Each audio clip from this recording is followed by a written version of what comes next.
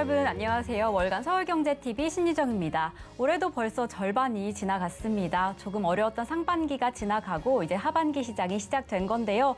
6월 우리 시장 정말 어려웠다, 역대급이었다는 말이 절로 나오고 있었습니다.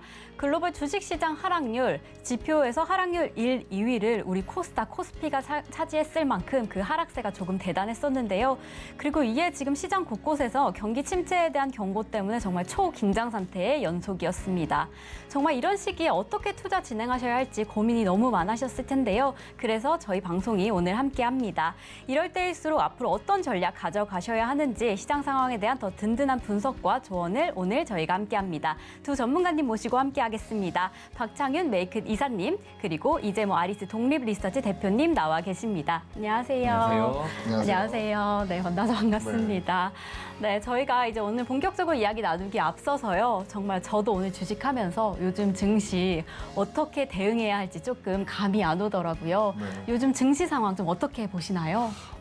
요즘에 다들 고민이 많은 것 같아요. 네. 사실 지금은 어떤 대응이 필요할까요? 사실 위기 상황이고요. 전시 상황인 것 같습니다. 여의도에서 이런 얘기를 해요. 초급 목피 각자 도생. 그러니까 일단은 풀뿌리라도 캐먹고 그리고 지금은 나무 껍질이라도 벗겨 먹으면서 어떻게 해서든 현 시점 살아남아서 우리 어떻게 해서든 살아남아서 좋은 날 다시 만나자 이런 얘기를 하고 있는데요. 네. 그만큼 시장이 어려운 부분을 반증을 하는 것 같고요.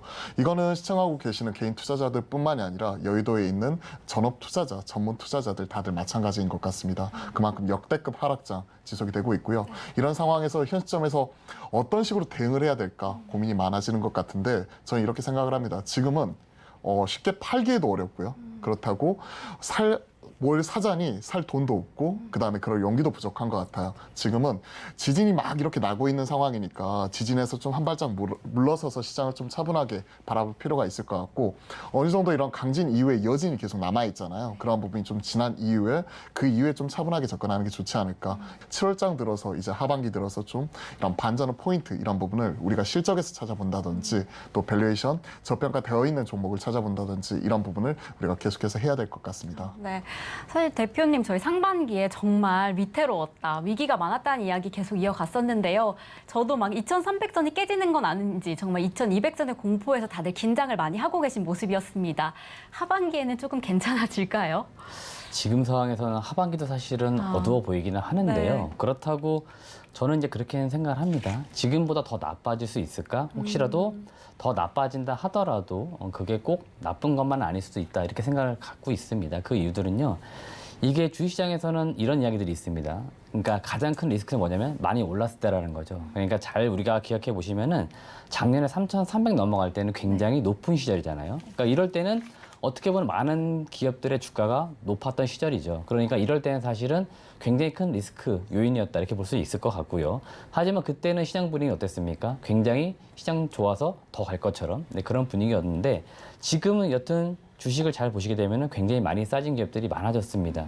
문제는 사실은 지금 우리가 돈이 많이 없다는 겁니다. 그리고 지금 물려있는 종목들, 이거를 어떻게 할지 사실은 고민하고 있는 것들인데 여튼 지금보다 더 떨어진다 하더라도 떨어지면 반등은 더 강하게 나올 수는 있다. 그래서 저는 오히려 지금 시장이 그렇게까지 나쁘게 볼 건 아니다. 지금 내려올 만큼 내려왔어요. 그러니까 이제는 올라갈 리만 남았는데 이제 그 시기가 이제 언제일 것인가 이런 것만 좀 고민해보자 이런 의견을 드리고 싶습니다. 네, 지금 그 시장의 흐름을 함께 잘 살펴봐야 할 것 같은데요. 사실 요즘에 인플레이션이니 아니면 러시아 우크라이나 사이의 전쟁이니 하면서 여러 매크로적인 요인들이 이 변동성에 영향을 많이 주고 있는 것으로 보여집니다.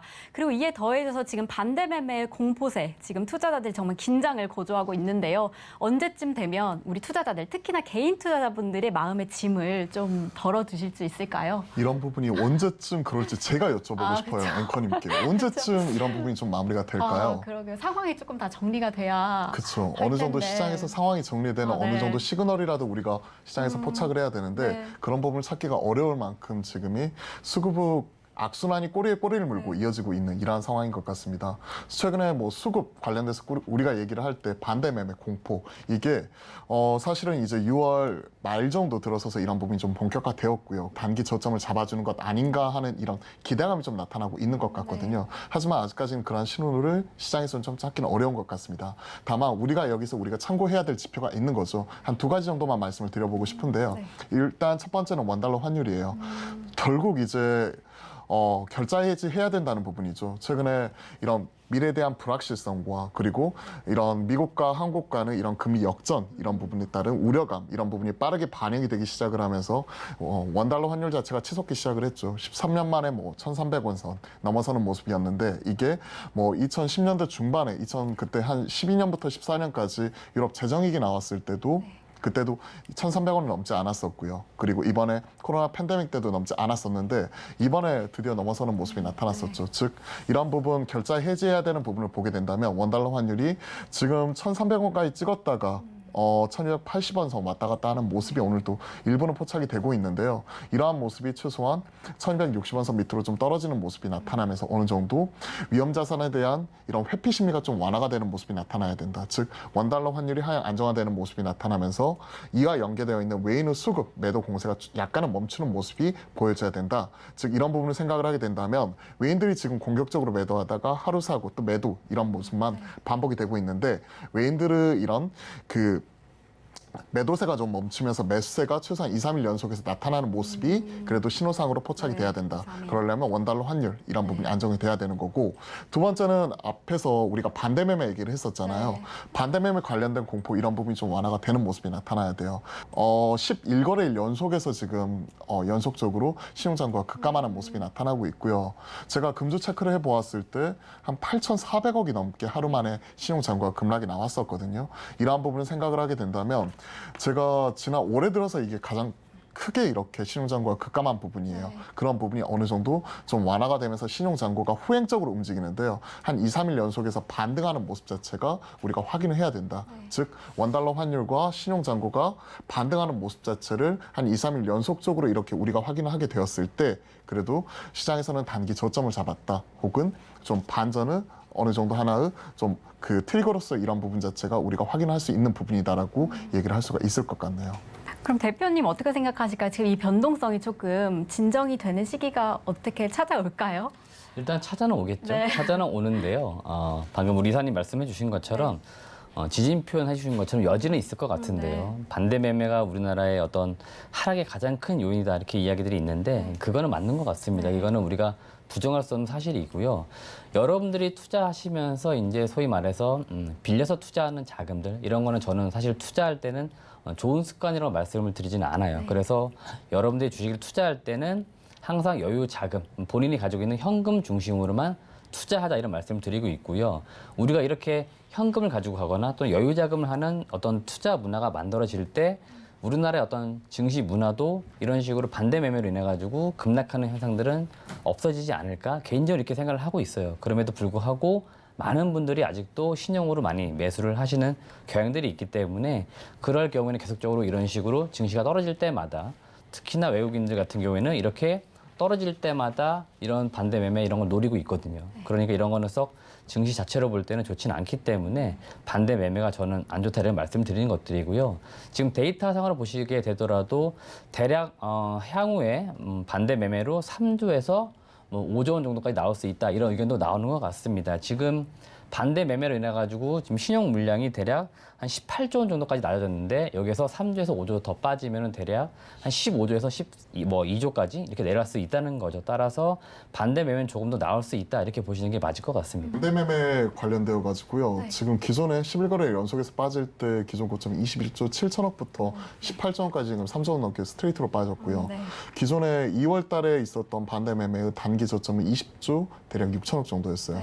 전저점은 하향 이탈하면서 추가적으로 떨어지는 부분이고 하루에 뭐 8천억씩 이렇게 떨어지는 모습이 나타났는데 과거 경험을 보게 되면 하루에 이런 4천억에서 6천억 정도 반대 매매가 출회가 되는 부분은 신용장고가 급감하는 부분은 반대 매매로 인한 이런 개인 투자자들의 투매성 이런 그 패닉 셀링에 의한 투매성 이런 그 매도 공세 속에서 이런 부분이 급감이 나타났었고 이러한 부분이 4천억에서 6천억 정도 이런 신용장고 급감이 며칠간 이어지게 되잖아요. 그러면 단기 저점을 잡아주고 튀는 경우도 상당히 많았거든요. 그렇기 때문에 지금이 변곡점인지는 알 수는 없지만 그래도 어느 정도 그래도 위험의 7분 음선, 8분 음선을 넘어가는 것 아닌가라고 생각을 하고 있어요. 근데 앞에서 대표님께서 말씀해 주신 대로 여기서 만약에 3조에서 5조 정도 더 신용장고가 급감하는 털리는 모습이 나타난다. 그러면 사실은 여기서 지금 싸야 되는 사람들도 되게 많거든요. 그런 걱정이 머릿속에 스치네요. 네. 저도 걱정스럽네요. 네, 사실 저도 그게 궁금했었거든요. 네. 지난 28일에 환율이 조금은 내려졌다 했지만 네. 여전히 1300선 되게 위험한 지수였었고 그리고 또 신용 잔고도 급가한다 이런 상황 속에서 이렇게 경제 상황이 안 좋은데 그럼 혹시 지금이 바닥일까? 정말 치고 올라가는 건가? 정말 많은 분들이 궁금하실 것 같아요. 어떻게 들어가야 하는지가 사실 가장 중요하잖아요. 그래서 지금 이사님 생각에는 지금 이 시점 바닥을 쳤다고 생각하시는 건가요? 그동안의 경험을 보면 네. 이러한 부분이 좀 바닥의 시그널이 될 수도 있을 것 같아요. 네. 그럴 수도 있는데 대신 이제 저희가 예측과 점쟁이의 네. 영역은 아니잖아요. 네. 제가 그럴 능력과 저주가 있으면 네. 사실은 여기에서 방송을 하고 있는 게 아니라 칼을 타야 될 것 같기는 한데 네. 그럴 재주가 없기 때문에 저는 사후적으로 확인하고 들어가자는 편이에요. 네. 우리가 앞에서 제가 두 가지를 말씀드렸잖아요. 네. 원달러 환율이 하향 안정화되는 모습이 네. 2, 3일 연속해서 같이 나타나준다. 그런 모습이 확인이 되면 최소한 외인들이 여기서 더 팔지는 않겠죠. 네. 그런 모습이 단기적으로 확인이 되는 부분이 첫 번째로 우리가 확인해야 될 부분이고 네. 두 번째로 우리가 확인해야 될 부분은 앞에서 말씀드렸던 대로 지금 우리가 반대 매매 공포 같이 나오고 있는 게 네. 신용 잔고가 급감하는 부분, 즉 네. 수급은 악순환이 꼬리에 꼬리를 물고 우리 시장을 괴롭히고 있는 부분이잖아요. 9시에는 시초가 반대 매매, 10시에는 CFD, 2시에는 스탁론, 그리고 3시에는 반대 매매 회피성 매도에 네. 이르기까지 꼬리에 꼬리를 무는 악순환의 고리를 끊어내기 위해서는 최소한 신용 잔고가 2, 3일 연속해서 반등하는 모습이라도 나타나줘야 된다. 네. 단기적으로 지금 3조 원이 넘게 11거래 연속해서 하락하는 모습이 지금까지 포착이 될 정도로 이러한 모습이 포착이 되는 거고 추가적으로 저희가 방송을 하는 날 이런 부분이 좀 더 연장이 될 수는 네. 있어요. 네. 하지만 최소한 이런 신용 잔고가 급감하는 모습이 좀 그친 이후에 반등하는 모습을 우리가 확인하고 들어가게 되었다면 최소한 단기 저점을 잡아주고 기술적 반등이라도 좀 노려볼 수 있는 이런 상황이 되는 것 아닌가 생각을 하고 있고요. 저는 7월 초 그럴 가능성이 상당히 있다고 생각을 합니다. 7월 초. 네, 왜냐하면 결국 시장을 좀 무겁게 짓누른 건 결국 2월 달에 대한 실적에 대한 추정치 이런 부분이 계속해서 떨어지고 있다는 이런 부분이잖아요. 인플레이션에 대한 우려, 전쟁에 대한 공포, 중국 셧다운 이러한 부분이 결국 따지고 보면 추가적인 실적에 대한 추정치 자체가 계속 하향 조정이 되었던 부분인데 이제 7월 초에 삼성전자, LG전자를 시작으로 2분기 실적 시즌이 개막을 하게 되면 오히려 이런 불확실성이 있는 이런 재료 소멸 이런 부분을 측면에서 놓고 보았을 때 오히려 지금은 기술적 반등을 좀 노려볼 수 있는 구간이 아닌가라고도 조심스럽게 생각을 하고 있습니다. 네, 기술적 반등 7월 초 예상해 주셨는데요. 혹시 대표님 어떻게 생각하세요? 대표님도 지금 바닥인지 혹시 더 뚫고 내려갈 수도 있을까요? 일단 저는 바닥이라고 보진 않아요. 아, 정말요? 조금 더 내려갈 수 있다는 보고 있기 아, 때문에 네. 여전히 지금 조심하자 말씀드리고 있고 굳이 우리가 이제 매수의 시점을 잡자라고 할 경우에 저는 네, 일단 네. 9월로는 보고 있습니다. 아, 그래서 9월이 사실은 매크로 지표사 이제 미국의 금리 인상 네. 이제 이런 것들을 확실하게 확인한 다음에 네. 매수할 수 있는 시점으로 잡고 있는 거고요. 제가 이제 지난 10년 넘게 주식을 투자해 보면서 여름 시즌에 우리나라 시장이 좋았던 적이 없었던 것 같습니다. 네. 그래서 경험적으로 봐도 여름 시즌이 그렇게 썩 좋지는 않았었기 때문에 지금 시기를 그냥 좀 약간 어떻게 보면 지나치는 그러니까 네. 시간을 좀 보내는 그런 느낌으로 시간을 어떻게 보면 증시를 바라보시고 9월 정도 됐을 때 어느 정도 매크로 확인할 것도 확인도 하고 수급적으로 안정되어 있을 거니까 그때쯤을 우리가 바닥선을 잡는 게 낫지 않을까 이런 의견을 조심스럽게 드리겠습니다. 저는 약간 그 시기가 좀 더 빨라질 수 있을 것 같아요. 우리가 7월 초. 7월 초에 얘기한 거 우리가 실적에 대해서 확인을 하는 부분이고 네, 네. 실적의 추정치가 지금 계속 낮아지고 있는 부분에 따른 네. 악재성 재료 소멸 이런 측면에서 우리가 바라보는 거고 워낙 최근에 급락이 나왔었기 때문에 단기적인 반등을 논하는 거지 우리가 바닥 이런 부분을 논하기는 지금은 쉽지는 않은 상황이다라는 부분 자체는 확실히 공감을 하고 있고요. 네. 다만 저는 이제 7월 28일 전후 이런 부분을 좀 주목을 하고 싶습니다. 왜냐하면 7월 28일 날 FOMC 결과 네. 자체가 나오는 거고 사실 6월 달에 따지고 보면 연준에서 예상치 못하게 자이언트 스텝 이 부분이 나타나게 되면서 네. 이런 부분이 정책에 대한 신뢰성 이런 부분을 해친 부분이 있었잖아요. 네, 네. 파월 연준 의장이 빅스텝 얘기하다가 뉴욕타임즈 기자를 통해서 이런 부분이 알려지고 나서 시장의 예상과 마찬가지로 자이언트 스텝이 이런 20몇 년 만에 나타났었죠. 네. 그러면서 정책에 대한 신뢰성을 해쳤고 그리고 이러한 부분이 7월까지 자이언트 스텝이 이어질 수 있다는 거죠. 그런데 우리가 생각을 해보게 될 수 있는 것 자체가 8월 달에는 FOMC가 없어요. 그렇기 때문에 7월 말에 FOMC에서 이제 만약에 자이언트 스텝을 하게 된다면 향후에 8월 달에 FOMC가 없기 때문에 이에 따라 안 돌릴 리가 나타날 수 있다는 게 첫 번째.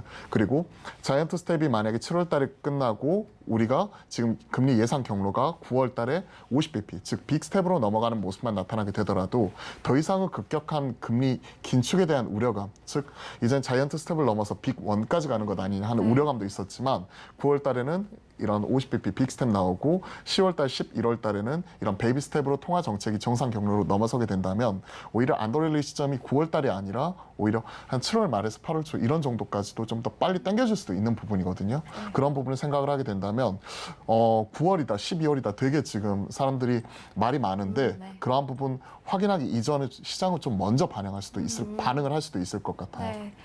네, 그래서 전문가님들께서 지금 미국 시장의 상황을 살펴보는 것에 대해 이견이 없으셨는데요. 지금 최근에 파월 의장이 오랜만에 조금 증시의 희소식이 될 만한 발언을 내놓으셨습니다. 미국 하원 의원에서 파월 의장이 양적 긴축 규모를 조금 줄일 수 있다고 처음으로 언급한 건데요. 혹시 이 부분이 지금 시기를 조금 당긴다던가 전반적인 상황에 좀 효과를 가져올 수 있을까요? 국내 증에 좀 영향을 가져다 줄까요? 파월 의장이 이제 QT 규모 축소 발언 이런 네. 부분이 나타났었죠. 네. 시장에서 퀀티테이티브 타이트닝 그러니까 시장에서 양적 긴축 이런 부분 자체를 진행을 하는 부분 자체가 현재 진행이 되고 있는 거고요. 네. 금리 인상과 더불어서 시장 유동성을 직접적으로 흡수를 하는 부분 자체가 나타나는 거죠. 즉 시장 상황에 맞게끔 대응을 하겠다는 얘기예요. 시장은 지금 금융 긴축 이런 부분이 가파르게 나타났을 경우에 현 시점에서 미국의 경제 체력이 이걸 버텨줄 수 있는 것인가에 대해서 지금 의구심을 표하고 있는 부분이고 일각에서는 이런 부분이 이제 경제에 대한 이제 그 이런 경기 둔화를 넘어서 이런 경기 불안까지도 이어질 수 있다는 부분에서 이런 부분을 우려하는 부분인데요. 결국 원론적인 발언이라고 생각을 하고 있습니다. 사실 국내 시장의 구세주 되기에는 사실 미국 시장과 우리나라의 디커플링이 워낙 심화가 되고 있는 요즘 이런 상황에서 사실 이거 하나만 놓고 보기에는 판단이 어려울 수 있을 것 같네요. 큰 영향이 많이 없을 것 같다 봐주셨는데 대표님 어떻게 보실까요? 저도 일단은 큰 영향은 없을 것 같은데요. 네. 일단은 양적 긴축 규모가 일단 줄어든다는 것들은 네. 지금 계속 유동성을 축소하고 있었잖아요. 네네. 그래서 조금 어떻게 보면 풀어주는 느낌, 오히려 실질적 금액보다는 아마 투자 심리 개선의 효과가 좀 있었던 것 같습니다. 네. 이게 바로 미국 시장에서 반응이 좀 나왔었기 때문에 여튼 투자 심리가 개선되는 데 도움이 된 것으로 보이고 이게 뭐 근본적으로 일단 해결될 만한 요인은 아닌 것 같아요. 따라서 지금은 제가 볼 때는 QT보다는 금리 여기 조금 더 포커스 두는 게 낫겠다 이런 의견을 드립니다. 네. 지금 사실 주식의 하락세 이것뿐만 아니라 문제가 있는 상황이 조금 많아 보이는데요. 지금 단순히 주식 계좌에만 문제가 있는 게 아니라 국내 시장 상황이 전반적으로 어렵다. 금융시장의 모든 것이 위기다라는 말이 나오고 있는데요. 지금 우리 시장 정말 위기라고 볼 수 있는 상황일까요? 의원님? 사실 지금 위기는 현재 진행형이죠. 아, 네. 지금 위기네요. 네, 초급 목피 각자 도생 이런 얘기까지 네. 나올 정도로 그리고 지금 뭐 돈이 많으신 전문 투자가 분들이라도 어려운 건 매 한 가지인 것 네, 같아요. 그렇죠. 저 이런 얘기를 들었거든요. 폐지 짓고 공병주로 좀 빨리 가야 된다. 그리고 열심히 네. 그런 부분 돈 벌어서 향후에 시장이 반등이 나올 때 한 번이라도 또 핵심적인 네, 종목 물이라도 한번 잡기 타야 위해서. 된다. 그리고 그런 종목들 지키기 위해서 지금 확실한 캐시카우 이런 부분 좀 만들어 놓고 네. 하다못해 아르바이트라도 뛰면서 우리가 돈이라도 지금은 어떻게 해서든 벌어야 네. 된다. 이 어려운 시기 견뎌내자 이런 내용이었어요. 그런 부분에 상당 부분 공감을 하고 있습니다. 네. 지금 위기 상황 맞죠. 네, 그리고 그렇죠. 이런 위기 상황을 좀 타개하기 위한 방법 이런 부분을 계속해서 모색을 해야 될 것 같은데요. 네. 비단 지금 주식뿐만이 아니라 코인 그렇죠. 더 레버리지가 크니까요. 네. 코인 같은 경우에도 기본적으로 이제 비트코인이 한 70% 떨어져 버리면 여타 알트코인은 네. 더 말을 못 하겠습니까? 코인뿐만이 아니라 최근에는 이런 관련되어 있는 주식이나 부동산 여타 투자 상품들 전반적으로 흔들리는 모습이 네. 나타나고 있는데 결국 이런 그 디레버리징 구간 그에 따른 영향이라고 봐요. 네. 미래에 대한 현금 흐름이 불확실하고 지금 축소가 될 거라고 보고 있는데 추가적으로 이제 그 할인율 자체는 계속해서 높아지고 있는 부분이 있기 네. 때문에 이에 따라서 이제 금융자산의 가격을 결정하는 이런 부분에서 가격이 계속해서 계속 떨어지고 있는 부분이죠. 그런 부분을 빠르게 반영을 하고 있는데 우리가 생각을 할 수 있는 게 주식 시장 같은 경우는 이런 부분을 좀 빠르게 선 반영을 하는 부분이잖아요. 위기 상황 자체는 맞고요. 그러한 부분을 좀 빠르게 반영을 하면서 지금 현재 가격 이런 부분이 나오고 있는데 이러한 부분이 언제 반등이 나올지 이런 부분을 우리가 계속 고민하면서 또 이 위기 좀 견뎌내야 될 것 같습니다. 이 네. 또한 또 지나가겠죠. 네, 그렇겠죠. 이 네. 또한 지나갈 이 위기, 하지만 지금 위기가 진행형이다라고 말씀해 주셨는데요. 단순히 주식시장뿐 아니라 달러, 채권, 부동산 이 여러 분야에 지금 악재가 보여지고 있습니다. 대표님, 저희 지금 이 시장 거품이 빠지면 저희가 감당 가능한 정도의 거품이었을까요?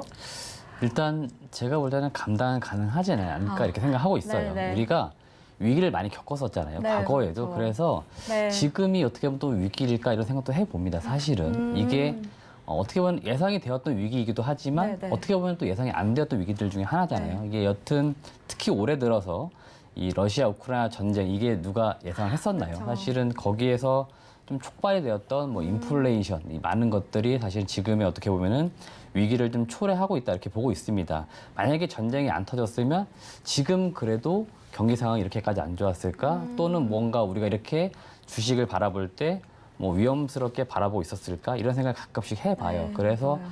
지금 일단 위기가 온 건 맞지만 그래도 기회는 있다 이렇게 생각을 합니다. 네. 항상 위기라고 하는 게 그렇잖아요. 위험도 있지만 기회가 있는 거잖아요. 네. 그래서 위험을 위험으로 보는 게 아니고 기회 요인을 우리가 잡아야 되는 게 사실은 투자자들이 해야 될 일들이잖아요. 네. 그래서 지금은 위기는 맞는 것 같은데 그 기회의 시점 사실 이게 언제가 될까 이게 매우 중요한 것들인 것 네. 같고 제가 뭐 사실은 뭐 달러 채권 부동산 이런 거 전문가가 아니기 네. 때문에 여기까지 제가 언급하는 건 적절하지 않지만 여튼 우리가 주시장 측면에서 그다음에 경제적 측면에서 볼 때는 위기는 오는 것 같지만 분명히 기회도 있다 이런 의견을 드리고 싶습니다. 네, 맞아요.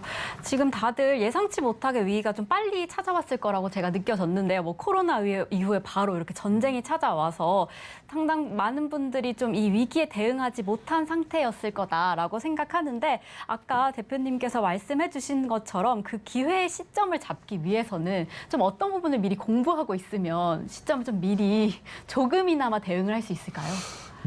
어찌됐든 알고 맞는 매도 네, 아파요. 그렇죠. 아픈 건 매 한 가지고 네, 맞아요. 그렇지만 이제 매를 맞은 이후에 그 다음에 대해서 우리가 고민해야죠. 아. 매를 맞고 나서 우리가 네. 반성을 하고 서로 이렇지만 외양간이라도 고쳐야 네. 최소한 그 다음에 또 서로 키울 수가 있는 부분이잖아요. 네. 그런 부분을 계속 고민할 필요가 있을 것 같습니다. 그런데 지금 우리가 사실 우리가 위기라고 얘기를 하고 네. 있는데 사실 이 위기는 계속 되풀이되는 부분이거든요. 네.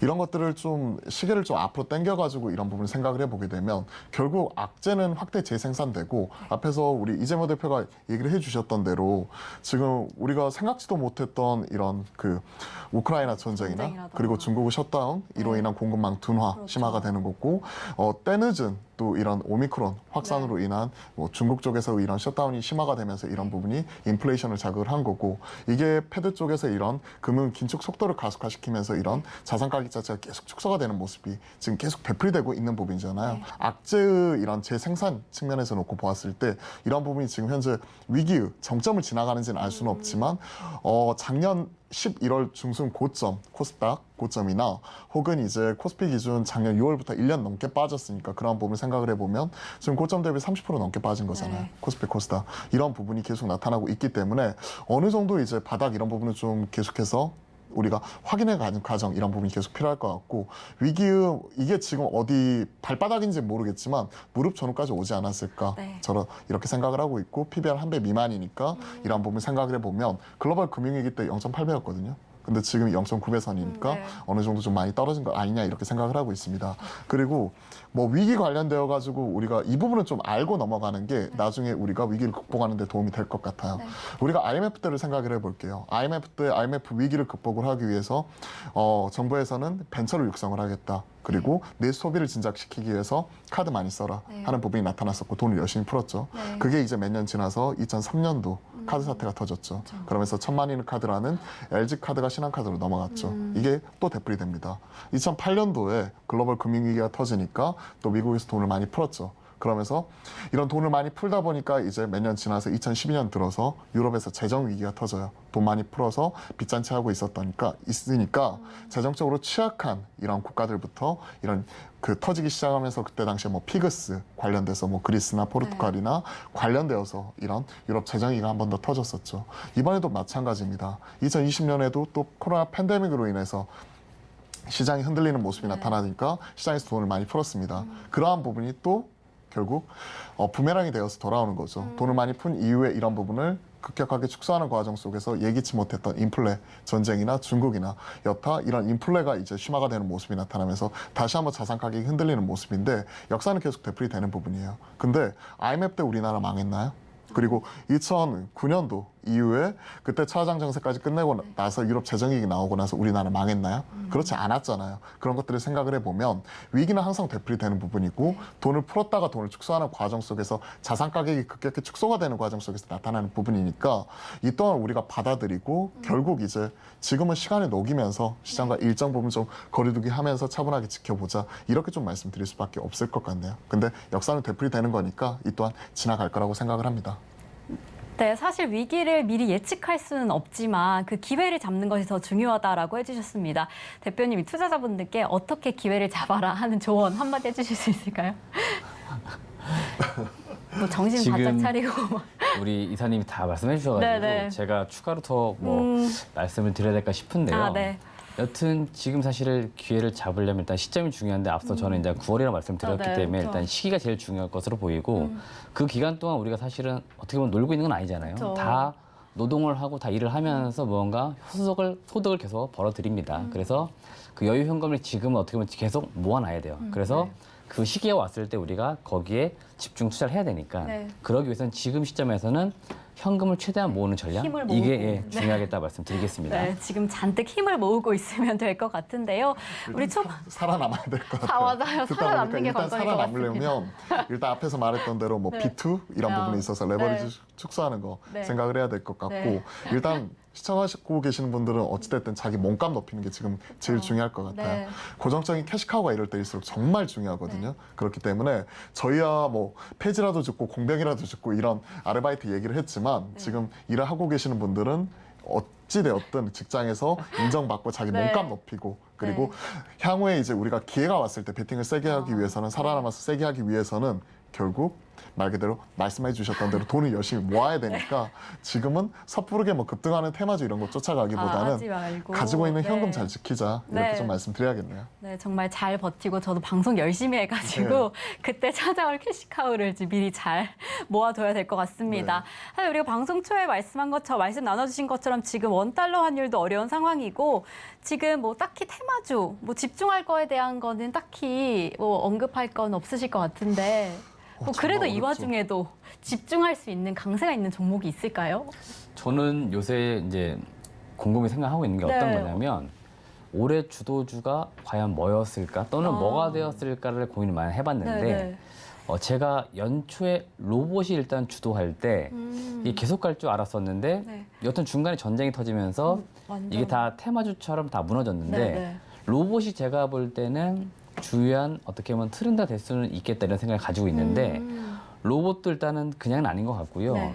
최근에 좀 보시면 아시겠지만 미국이 제조업을 많이 강조를 하고 있는데 네. 아마 공장을 짓고 이런 것들 우리나라 수자 이야기 많이 나왔잖아요. 근데 아마 사람을 쓰는 그러니까 노동을 써서 하는 공장을 짓지는 않을 것 같고 결국 스마트 팩토리 그러니까 자동화할 수 있는 네. 것들인데 결국 이거를 로봇이 대체를 하지 않을까. 그래서 산업용 로봇과 관련된 테마는 제가 볼 때는 단순 테마로 끝나는 게 아니고 산업이 어떻게 보면 굉장히 커지게 형성되지 않을까. 그래서 주의 깊게 보고 있는 편이에요. 따라서 제가 볼 때는 지금 일단 미국 쪽에서 제조업을 많이 드라이브 걸고 있기 때문에 이런 쪽으로 좀 무언가 사업을 할 수 있는 기업들이 국내에도 일부 있습니다. 네. 많은 로봇 관련된 기업들이 사실은 그런 쪽 가면 좋겠지만 네. 그렇진 않아요. 그래서 그런 쪽 그냥 테마성을 단순히 보지 마시고요. 산업이 형성될 건데 아마 거기에 수혜를 볼 수 있는 기업들이 제대로 한번 좀 불이 붙지 않을까 생각을 하고 있어요. 그래서 이런 쪽으로 한번 보자 이런 의견을 간단히 드리겠습니다. 네, 좀 크게 살펴보면 될 것 같은데요. 이사님께서도 이 와중에도 집중하면 좋을 테마주가 혹시 있으실까요? 최근에 시장에서 가장 핫하게 테마 섹터로서 올라오는 쪽이 신재생 에너지 쪽 네, 네. 이쪽이 나오는 것 같고 다만 이쪽은 종목별로 차별화가 워낙 크죠.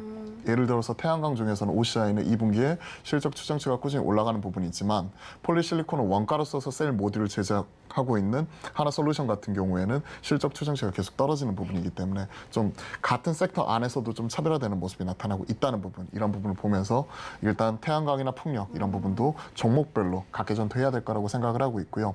앞에서 또 잘 말씀을 해주셨는데 로봇 관련주도 저도 상당히 긍정적으로 네. 보고 있습니다. 제가 시장에서 배운 건 이거 같아요. 없던 게 또 새로 생길 때 대박 기회가 생긴다. 네. 작년 대비해서 올해 어떤 게 많이 생기는 것 같아요. 얼마 전에 식당 가봤더니 이런 서빙 로봇 이런 네. 부분이 일상화에도 많이 보급화되었더라고요. 네, 맞아요. 그리고 몇 년 전에 못 봤던 이런 테슬라 이런 차량들 같은 경우도 많이 눈에 띄면서 우리가 2차 전지 이런 부분은 시장 성장을 눈으로 목도할 수 있는 부분이고 네. 로봇 관련주도 우리가 딱 와닿지는 않았지만 벌써 이제 일상생활 속에 많이 그 침투에 들어온 부분을 우리가 확인할 수 있는 부분이잖아요. 그런 측면에서 우리가 기회 요인을 찾아볼 수 있을 것 같아요. 앞에서 로봇주 말씀해 주셨는데 사실 우리나라 로봇주 관련돼서 움직이는 종목들은 로봇 청소기 몇몇 업체들 뭐 이런 부분을 제외하고는 사실 많이 없었던 게 사실이고요. 자율주행차 이런 부분도 실질적으로 로봇이에요. 로봇에 관련된 이런 알고리즘을 가지고 실질적으로 운행하는 부분이기 때문에 그런 부분을 생각을 하게 된다면 로봇 이런 확대 이런 부분도 생각해 볼 수가 있을 것 같습니다. 다만 우리 인식 자체는 로봇 하면 그냥 머릿속에 로봇 청소기 이런 부분이고 대다수가 적자가 나는 기업 이렇게 생각을 인지를 하고 있기 때문에 그 안에서 이제 확실히 패러다임을 줄 수 있는 이런 헤게모니를 줄 수 있는 이런 기업 자체가 하나의 승자로서 올라올 것 같은데 일단 뭐 삼성전자도 참여했고 LG전자도 그렇고 여타 대다수 기업들 같은 경우가 여기에 적극적으로 뛰어들고 있기 때문에 여기서 또 기회 요인이 나오지 않을까라고 생각을 하고 있습니다. 여타 많은 기업들이 있는데요. 뭐 최근에 이제 숫자 나오는 기업 중에서 삼성전자와 같이 진행을 하고 있는 쪽, 뭐 이런 쪽에서는 뭐 에브리봇 같은 경우가 그래도 로봇 청소기 쪽에서는 숫자가 나오는 쪽이고 뭐 자율주행 쪽 관련된 특허 이런 부분 출하하는 쪽이 나타나고 있고요. LG전자 쪽이 이와 관련돼서 적극적으로 뛰어들고 있는데 LG전자가 1대 주주, 2대 주주로 있는 게 바로 로봇 공장 자동화, 스마트 팩토리 관련돼서는 로봇스타 같은 기업이 있고요. 그다음에 이제 또 자율주행 물류 배송 로봇 관련돼서는 로보티즈 같은 기업들 이런 부분이 있더라고요. 그렇기 때문에 관련된 종목들을 좀 잘 찾아보고 이 안에서도 좀 기회 요인을 좀 만들어 보는 게 중요할 것 같습니다. 즉 똑같은 테마라도 지금 원숭이 두창 테마보다는요. 네. 앞으로 미래에 대한 어느 정도 그림을 그릴 수 있는 이런 쪽이 좀 더 접근하기 유리하지 않을까 그렇게 생각을 하고 있습니다. 네. 지금 기회를 기다리고 있는 상황이지만 비록 지금이 위기 상황이지만 조금 더 멀리 봐라고 말씀해 주셨습니다. 로봇 관련주 혹은 태양광 풍력 관련주 살펴보시면서 지금 이 위기에 조금 테마주에 집중해 주시면 좋을 것 같습니다. 사실 삼성전자 잠깐 언급해 주셨는데요. 뭐 저 같은 투자자들, 사실 대부분의 투자자분들이죠.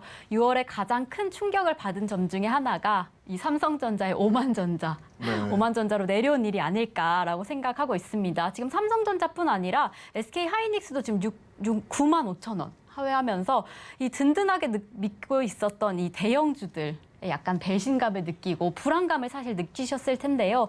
이 지금 든든한 맏형 같은 이 친구들 조금 기다려야 할지 아니면 중장기적으로 좀 기다려줘야 할지 아니면 좀 팔고 떠나야 할지 많은 분들이 궁금함을 가지고 계실 것 같아요. 어떻게 하면 좋을까요, 대표님? 일단 제 입장에서는 기다리는 게 맞다는 의견을 드리고 싶고요. 네.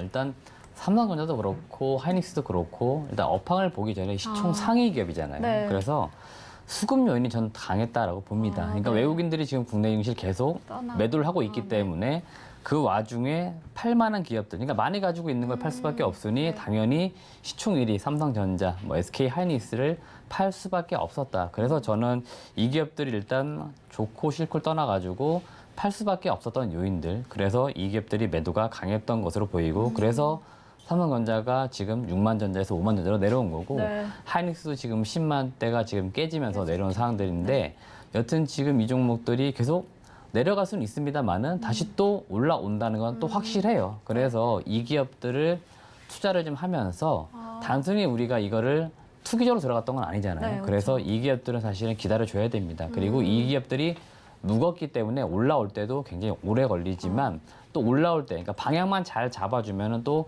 그 방향대로 그대로 쭉 잘 가요. 그래서 제가 볼 때는 삼성전자나 하이닉스는 지금 상황에서는 팔 시점도 이미 아니고 그러기에도 너무 늦었고 그래서 가지고 있는 게 맞을 것 같고 제가 앞서 전략 말씀드린 것처럼 여유 현금을 계속 지금 우리가 모아야 되고요. 이 모은 자금들을 여튼 나중에 올라가는 시점에 다시 들어가 줘야 되니까 그래서 지금은 이 기업들은 잘 가지고 있자 이 말씀 드리는 거고요. 우리가 지금 잊지 말아야 될 게 이 기업들 이익이 좋잖아요. 네, 그렇죠. 배당을 주잖아요. 네, 특히 그렇죠. 삼성전자는 굉장히 지금 친주주적인 정책들을 펼치고 있지 않습니까? 네. 그래서 중간 배당도 주니까 이런 것도 받아가면서 그냥 챙길 것도 챙겨놓고 그 다음에 2기업의 주가가 올라가기를 좀 기다려보자 이런 말씀드리겠습니다. 그럼 여유 자금이 있다면 지금 하락세니까 조금 더 투자 진행하셔도 괜찮을까요? 시기가 중요하겠지만 네. 지금 꼭 살 필요는 없다고 봅니다. 그래요? 아까 말씀드린 것처럼 네. 분명히 이렇게 주가가 약간 턴하는 느낌이 있어요. 네. 그리고 그거는 아마 뭐 메모리 업황이 될 수도 있겠죠. 그래서 메모리 업황이 좀 돌아서는 시점들이 오니까 그 시점에 저는 오히려 분할 매수 그 관점에 네. 더 들어가는 게 낫지 않을까 이런 의견을 드리겠습니다. 네, 우리 이사님 어떻게 생각하실까요? 좀 기다려도 괜찮을까요? 지금 삼성전자, SK 하이닉스 지금 팔아야 됩니다라고 얘기하는 순간 전 국민 욕바지가 되겠죠. 그렇죠. 사실 파는 타이밍 자체는 이미 진작에 지났고 그렇다고 지금 앞에서 말씀해 주신 대로 바로 사자니 사실 손이 안 나가는 게 사실이에요. 네. 일단 어느 정도 이제 돈이 있어야 되는 부분 이런 부분이 있는데 다 물려 있어서 돈도 없고 네, 그렇다고 지금 계속해서 안 좋은 악재 이런 부분이 쏟아지고 있는데 떨어지는 칼날을 잡기에는 지금 살 수 있는 용기 자체가 좀 부족한 것 그렇죠. 같고 그러한 부분이 계속 나타나고 있는 것 같습니다. 사지도 팔지도 못한 이런 상황이니까 그런 상황에서는 좀 한 발짝 떨어져서 최소한 가만히 가지고 있으면 중간 이상은 간다는 결론을 가지고 있어요. 최근에 나타나고 있는 좀 하락 요인 몇 가지만 정리를 해드리면 네. 일단 코로나 특수가 끝났다는 거죠. 그동안의 서버, PC 이런 쪽에서 큰 폭의 지금 수요 증가가 꾸준히 나타나면서 일부 D램의 다운 사이클 자체가 빠르면 올해 1분기에 끝날 것이다, 2분기에 끝날 것이다 이런 얘기가 나오는데 네. 그러한 부분이 올 3분기, 4분기까지 계속 지연이 되고 있고 단기 다운 사이클이 아니라 다운 사이클이 내년도 이후에는 PC나 서버 쪽 특수를 일으켰던 이런 쪽에서 하락 쪽으로 나오면서 다운 사이클이 길어질 수 있다는 부분 얘기가 나오는 거죠. 네. 최근에는 그래도 D램 스팟 가격, DDR4 8기가 가장 기본이 되는 이쪽을 기준으로 올라오는 모습이 나타났다가 최근에 트렌드포스 자료를 보면 4개월 만에 도매 가격, 스팟 가격이 하락 전환하는 모습이 포착이 되었고요. 그리고 그쪽에서 이제 전망을 하기에 3분기 D램 가격은 적게는 마이너스 3%에서 마이너스 8%까지 오히려 추가적으로 하락할 수 있다는 부분은 좀 하락의 다운 사이클을 연장하는 부분을 얘기를 하고 있습니다. 그리고 두 번째는 최근에 사파이어 래피즈 관련된 부분 자체의 이런 양산 출시 자체가 2개 분기 정도 인텔에서 지연을 시켰어요. 원래는 올 4월 달에 출시하려고 했다가 이게 6월 달로 연기가 되었다가 일부 초도 물량은 나왔지만 양산 출시가 지연이 되면서 2개 분기니까 이게 내년으로 넘어간다는 얘기거든요. 네. 그러면 그동안에 우리가 얘기했었던 DDR5 관련주나 DDR5 수혜 이런 얘기 나왔던 종목들은 다 날쌔했다는 얘기예요.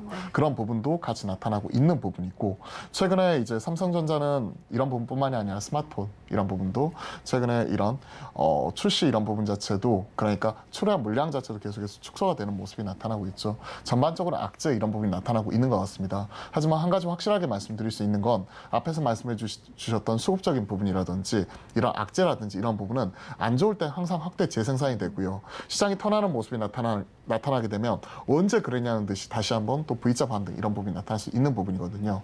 삼성전자 지금 PER 진짜 9배 언더고요. 그리고 PBR 기준으로 보면 한 1.1배 선 올해 실적 기준 이런 부분까지 떨어졌습니다. 네. 그런 것들을 생각을 해보게 된다면 분명히 싼 건 맞거든요. 그렇기 때문에 지금은요. 사실 팔기에도 이미 시기는 늦었고 사전에 앞서 말했던 이런 악재나 이런 부분이 해소가 되는 모습은 아니기 때문에 네. 차분하게 좀 기다리면서 턴하는 시점까지 기다리자. 발바닥에 살라고 노력하지 말고 발바닥에서 좀 튀어 올라와서 무릎에 올라오는 부분 확인하고 사는 게 좋을 것 같다라고 말씀드릴게요. 네, 그럼 조금의 기다림이 필요할 것 같은 상황인데요. 지금 그래도 해당 종목들 사실 1분기 실적이 상승했음에도 불구하고 주가가 하락하면서 많은 분들이 조금 불안감은 계속 가져가고 계실 겁니다. 그럼 혹시 이 시점에 이제 2022년 2분기 어닝 서프라이즈 시즌엔 어디를 주목하면 좀 좋을까요?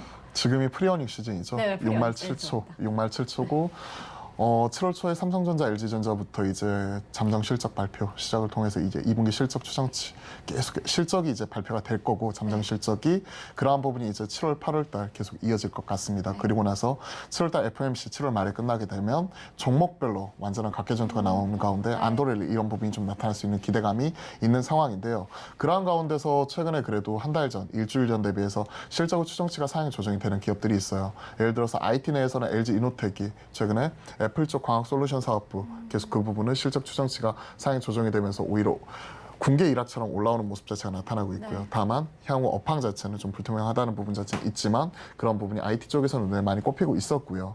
그리고 최근에 이런 그 의류 쪽에서는 영업무역 같은 경우가 상당히 좀 호실적 좀 기대가 된다 하는 리포트를 제가 지난주 정도 보았던 것 같습니다. 네. 이런 부분이 뭐 이제 6월 말 들어서 이런 관련 리포트가 나오기 시작을 했거든요. 그렇기 때문에 관련된 개별적인 종목단으로 이런 부분이 접근이 되는 것 같고요. 최근에 뭐 현대차도 1분기에 깜짝 실적으로 1조 9천억 기록을 했지만 네. 2분기에는 이런 그 원가단 인건비 상승이나 그리고 최근에 그 재고 쌓아놨던 부분이 소진이 되면서 최근에 원가단 인상이 반영되면서 실적이 안 좋을 거야 하는 이런 우려감이 있었다가 2분기에도 1분기 서프라이즈에 이어서 2분기도 2조 원이 넘어갈 거야 이 얘기가 나왔었거든요. 네.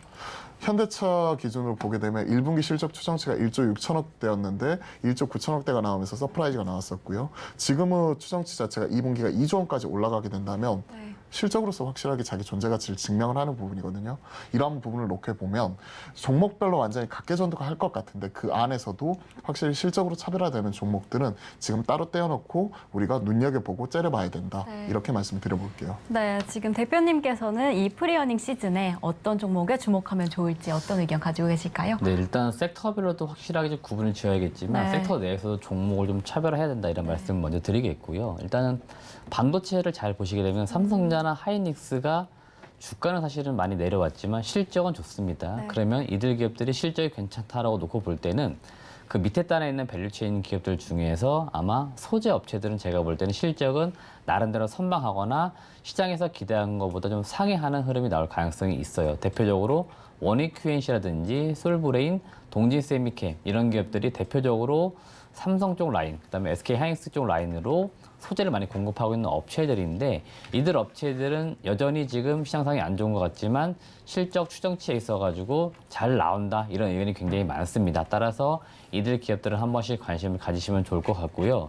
지금 인플레이션 시즌이잖아요. 네. 여튼 그러면은 소비재는 안 좋은 기업도 있겠지만 좋은 기업이 있는데 최근 눈에 띄게 올라가는 기업들이 있는데 네. 대표적으로 롯데쇼핑이 지금 주가가 바닥을 찍고 굉장히 가파르게 올라가는 모습을 보이고 네. 있는데요.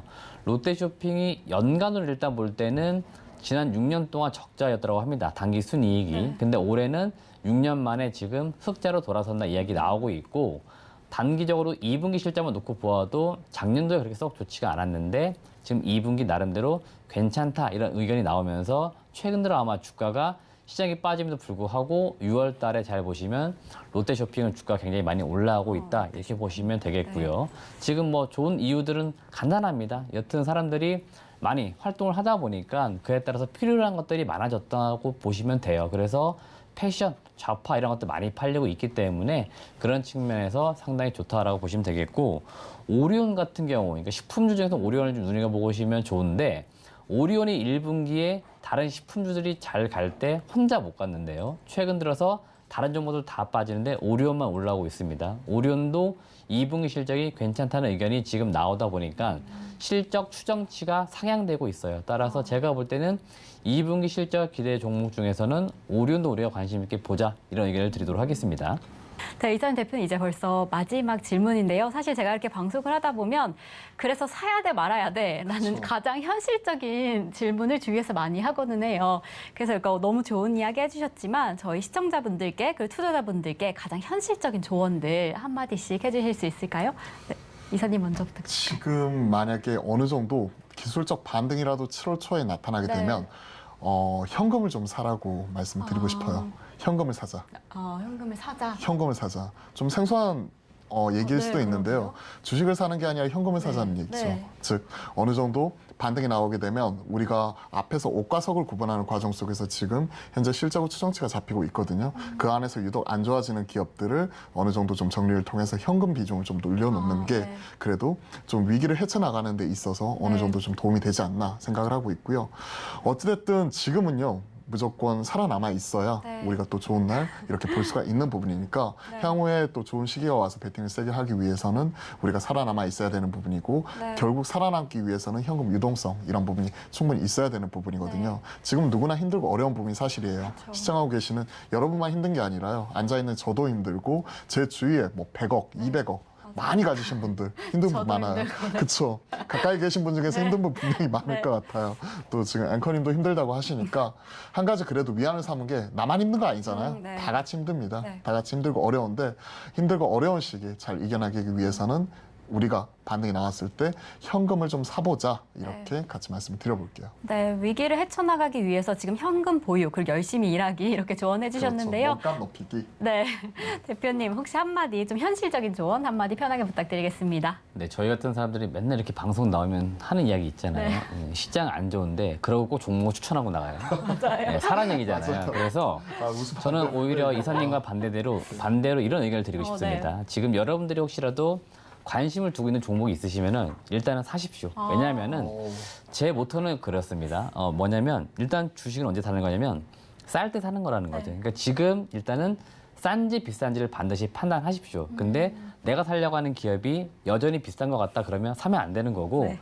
지금 누가 봐도 싼 것 같아? 그러면 사야 돼요. 일단은요. 왜냐하면 여기서 반등이 나올지 또는 더 내려갔다 올라갈지는 그건 시장이 결정해 주는 겁니다. 내가 결정하는 게 아니기 때문에 본인이 관심 있는 종목이 지금 일단 싸다고 생각되시면 과감하게 사시고요. 혹시라도 더 내려간다 그러면 또 사십시오. 결국에는 올라갑니다. 왜냐? 싼 기업은 결국 제 가치를 받아요. 이게 주식시장이 망하지 않는 이상은 지금까지는 다 맞았어요. 그러니까 저도 그렇습니다. 지금 제가 관심 있는 기업이 있는데 싸다? 그럼 들어갑니다. 그래서 저는 이번에 사실 급락장, 6월달 급락장에서 제가 관심 있던 기업 싸다 느꼈기 때문에 과감하게 들어갔습니다. 투자하셨어요. 그래서 근데 다 들어가지 않았어요. 왜? 더 빠질 수 있을지 없을지는 아직. 내가 결정하는 건 아니기 때문에 그래서 저는 일단은 일부 좀 산 거고 좀 더 빠지면 또 산다 이런 마음으로 들어갔으니까 제가 드리고자 하는 팁은 결국 여러분들이 관심 있어 하시는 좋은 기업이 싸다 그러면 사자 이 얘기를 드리겠습니다. 네, 시장 대표님 하고 싶으신 말씀이 생각이 있으시죠? 나서 네, 어떤 생각이? 아니 갑자기 네. 지금 떨어지고 있는데 좋은 기업을 쌀 때 산다. 정말, 오케이. 네. 쌀 때 사는 것 자체는 저도 공감을 합니다. 공감을 하는데 그래야 샀는데 이제 물리면 공부를 하는 거죠. 그렇죠. 그리고 거기서 더 떨어지면 어떻게 되느냐? 그러면 더 열심히 공부를 한다. 물린 상태에서. 물린 상태에서 더 떨어지면 더 열심히 공부를 한다. 정말. 아니 돈이 무한정이 있는 게 아니기 때문에 떨어지면 공부를 하게 되는데 더 떨어지면 더 열심히 공부를 한다. 그게 머릿속을 스쳐가지고 나도 열심히 공부를 해야 되겠구나 하는 생각을 하고 있었거든요. 그런 부분에 따른 확신과 용기가 좀 필요한 시점인 것 같기는 해요. 근데 진짜 많은 분들이 현실적으로 고민을 하는 게 사고 싶어도 우리가 돈이 없잖아요. 펀드처럼 매달 이렇게 돈이 들어오는 것도 아니고 정식 투자하시는 분들은 그래도 조금씩 코스트 에버리징 할 수는 있지만 그러기가 쉽지가 않기 때문에 그 최적의 타이밍에 대해서도 우리도 항상 이렇게 고민을 하는 것 같고 또 이제 또 우리 이재모 대표 같은 경우에는 저와는 약간은 틀리게 저는 추세 추종 매매하는 사람이고 트레이더고 또 가치 투자자 영역이기 때문에 좋은 관점에서 이런 부분을 말씀해 주신 것 같은데 다음에 오셔서는 그러면 이게 언제 턴하는지도 꼭 얘기를 해주세요. 정말요, 맞아요. 그 시기 시점이 싸게 사서 싸게 산 건 좋은데 싸게 사가지고 1년, 2년 이렇게 기다리고 있어서 원치 않은 장기 투자하다 보면 이게 화딱지가 나는 건 어쩔 수가 없는 거고 그에 따른 보유 필요도 무시 못 하거든요. 원치 않은 가치 투자하고 싶지는 않아가지고 그 부분도 좀 같이 얘기를 해주시면 저 진짜 투자에 도움 될 것 같습니다. 지금 어떻게 다음에 이야기 나눠야 할까요? 이 포인트 지금 어느 시점에 사야 다음에 할지. 말씀을 드릴 것 같습니다. 다음에 또 맞으시죠. 왜냐면 너무 민감해. 시장 상황 봐서 그때 이야기해야 되니까 괜히 지금 이야기했다가 더 욕먹을 수 있잖아요. 네네. 그럼 다음으로 미루겠습니다. 네, 다음에 오셔서 꼭 어떤 시점에 매매해야 하는지 저희와 함께 이야기 나눠주시면 너무 좋을 것 같습니다. 네, 오늘 이렇게 두 분의 전문가님 모시고요. 정말 최근 시장의 전반적인 내용부터 정말 현실적이고 꿀 같은 정보까지 나눠주셨습니다. 오늘 이렇게 함께 해주셔서 너무 감사합니다. 네, 감사합니다. 고맙습니다. 감사합니다. 네. 이렇게 월간 서울경제TV가 준비한 소식 여기까지입니다. 시청자 여러분께 더 도움이 되는 이야기 다음에 더 가득 가져오겠습니다. 시청해주신 여러분 감사합니다.